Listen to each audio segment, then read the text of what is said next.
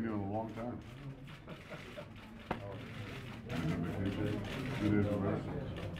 One day of rest. Like me. We'll talk about it. But I'm not supposed to have it. Well.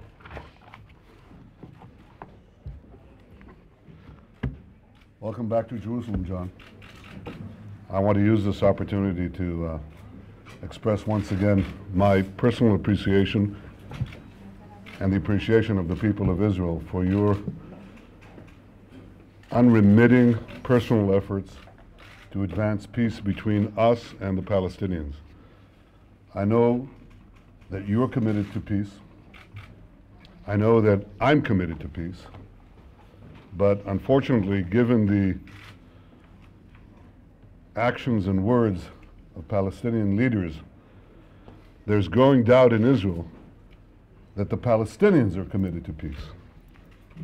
A few days ago in Ramallah, President Abbas embraced terrorists as heroes. To glorify the murderers of innocent women and men as heroes is an outrage. How can President Abbas say that he stands against terrorism when he embraces the perpetrators of terrorism and glorifies them as heroes? He can't stand against terrorists and stand with the terrorists. And I'm wondering what a young Palestinian would think when he sees the leader of the Palestinian people embrace people who axed innocent men and women, axed their heads, or blew them up, or riddled them with bullets. What's a young Palestinian supposed to think about the future? What's he supposed to think about what he should do vis-a-vis Israelis and vis-a-vis the state of Israel? So it's not surprising that in recent weeks, Israel has been subjected to a growing wave of terrorist attacks. President Abbas didn't see fit to condemn these attacks, even after we learned that at least in one case, I stress at least in one case, those who served and are serving in the Palestinian security forces took part in them. In the 6 months since the start of peace negotiations, the Palestinian Authority continues its unabated incitement against the state of Israel. This Palestinian government incitement is rampant. You see it in the state-controlled media, the government-controlled media, in the schools, in textbooks, in kindergartens. You see it in every part of Palestinian society. So instead of preparing Palestinians for peace, Palestinian leaders are teaching them to hate Israel. This is not the way to achieve peace. President Abbas must lead his people away from terror and incitement towards reconciliation and peace. John, the people of Israel and I are prepared to make such an historic peace. But we must have a Palestinian partner who's equally prepared to make this peace. Peace means ending incitement. It means fighting terrorism and condemning terrorism. It means recognizing Israel as the nation state of the Jewish people. It means meeting Israel's security needs. And it means being prepared to truly end the conflict once and for all. If we're to succeed in our joint effort, President Abbas must reject terror and embrace peace. I hope he doesn't miss again the opportunity to give Israelis and Palestinians a better future. Mr. Secretary John, I look forward to continuing our discussions. I hope that together we can forge a way to a genuine and lasting peace, a secure peace, because the only peace that will endure in the Middle East as it really is a peace that Israel can defend. I'm determined, above all else, to defend my people and my state, and I will never compromise on the security of Israel and its citizens and on the vital interests that protect our future. I think you know, John, more than most, how important it is to ensure the security of Israel. And I hope that despite the shifting sands in the Middle East, together we can build a rock-solid foundation for security and for a secure peace. And that's the job we're going to do in the coming days and weeks. Welcome. Thank you, sir. Thank you, Bibi. Thank you. Well, thank you. Thank you very much, Mr. Prime Minister, my friend Bibi. And let me begin by saying to all the people of Israel that our thoughts, my thoughts, are with the Sharon family as they sit in vigil with the former Prime Minister of Israel, Arik Sharon. We remember his contributions, sacrifices he made to ensure the survival and the well-being of Israel. And I have many personal thoughts about my meetings with him on many different occasions, always robust and strong and clear about his positions. And so we all join, all Americans are thinking of Israel and their leader, former leader, and of the vigil that is taking place now on a very personal level with his family. It is always a great pleasure for me to be back in Jerusalem. When I arrived at the hotel and I looked out, the sun was shining brightly on the walls of the great old city. It's always a privilege to be able to see that sight and to think of all of the history that is wrapped up for so many different people, and particularly, obviously, for Israelis today, witnessing the difficulties that the Prime Minister has just referred to and dealing with the possibilities of peace, but a possibility of peace that is always challenged by day-to-day contradictions and day-to-day realities. I'm particularly grateful to Bibi for his hospitality. He always makes significant time available to me when I come here. We have intense and productive rounds of discussions. And we have been at this now for 5 months solid into 6 months. I think it's safe to say that we know what the issues are. We know the parameters of the possibilities of peace. And as I said not so many months ago at Ben Gurion Airport as I left, you know, the time is soon arriving where leaders are going to have to make difficult decisions. We are close to that time, if not at it. And I think we understand the circumstances within which we are working. I know, I come here with no illusions. I know that there are many who are skeptical of whether or not the two parties can achieve peace.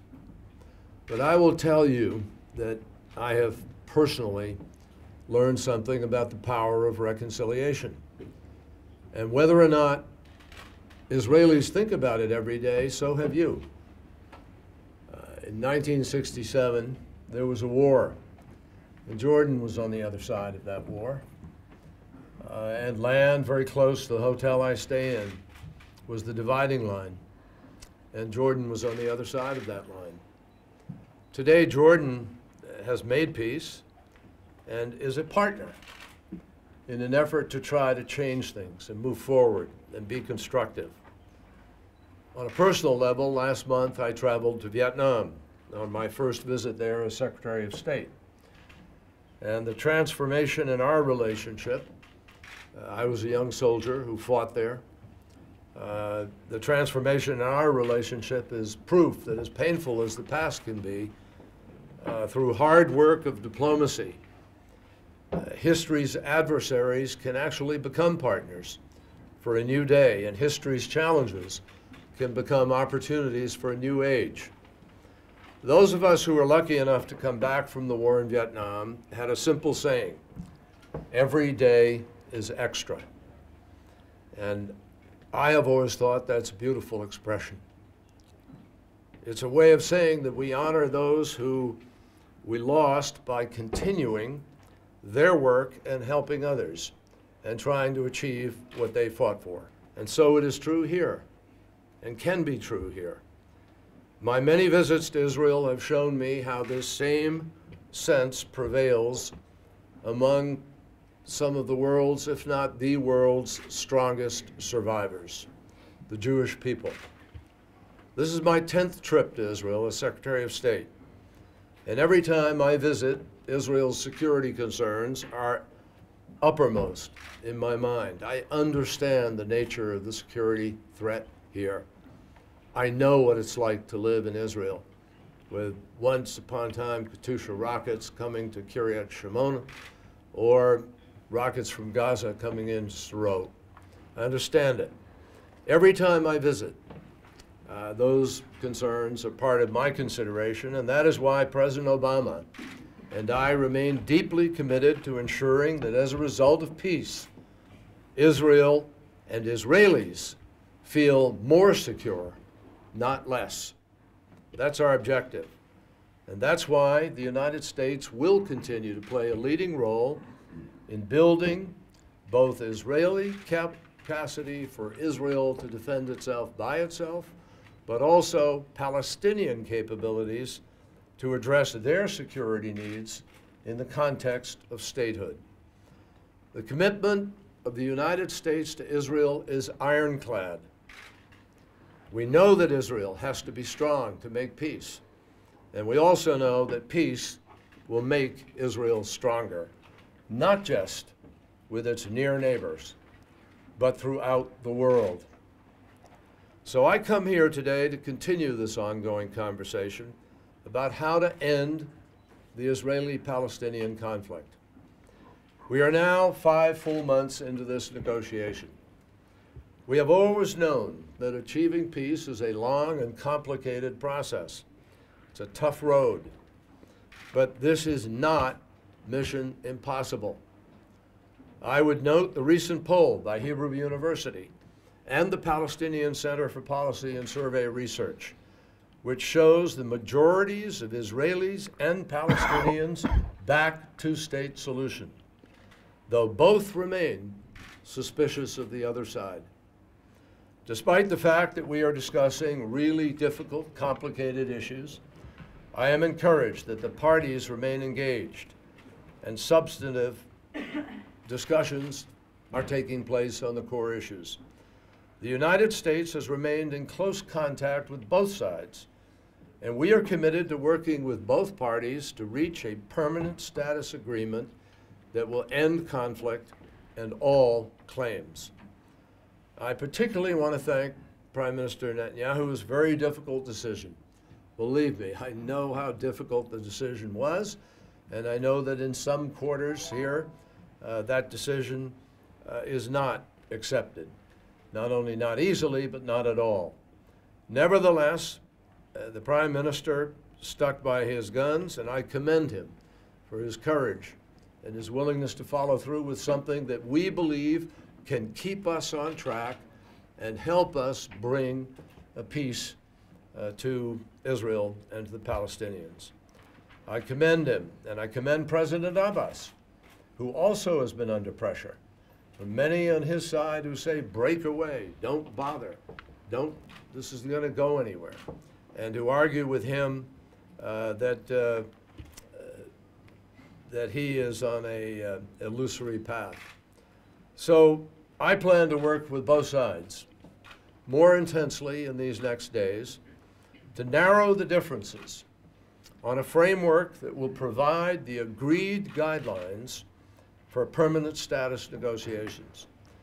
This will take time and it will take compromise from both sides, but an agreed framework would be a significant breakthrough. It would address all of the core issues. It would create the fixed, defined parameters by which the parties would then know where they are going and what the end result can be. It would address all of the core issues that we have been addressing since day one, including borders, security, refugees, Jerusalem, mutual recognition, and the end of conflict and of all claims. Now, I want to emphasize that the discussion of an agreed framework has emerged from the ideas that both parties have put on the table. My role is not to impose American ideas on either side, but to facilitate the parties' own efforts. An agreed framework would clarify and bridge the gaps between the parties so that they can move towards a final peace treaty that would resolve all of those core issues. President Obama and I are deeply committed to this process. President Obama came here in March, and at that time, he committed the United States, and me particularly, to this effort, with an understanding that the possibilities provided by peace are dramatic, and they are worth struggling for. 2 states for 2 peoples living side by side in peace and stability and security. Peace is possible today, I believe, because the leaders, Prime Minister Netanyahu and President Abbas, have both each taken significant steps for peace, notwithstanding the difficulties that the Prime Minister has cited, and they are real. But still, we are on this track, and I believe that they are both willing to take more. In the weeks and months ahead, both sides are going to need to make tough choices to ensure that peace is not just a possibility, but it's a reality for Israelis and Palestinians now and for future generations. So that's what lies ahead of us. It is hard work, but with a determined effort, I'm convinced that we can get there. And I'm happy to wish all the folks here a Happy New Year, at least by our calendar. I'm working on 3 calendars now, so I get to do 3 times a Happy New Year during the year. But I wish you from us on our calendar a very Happy New Year, and may we be successful in these efforts. Thank you. Thank you, John. Thank you, sir.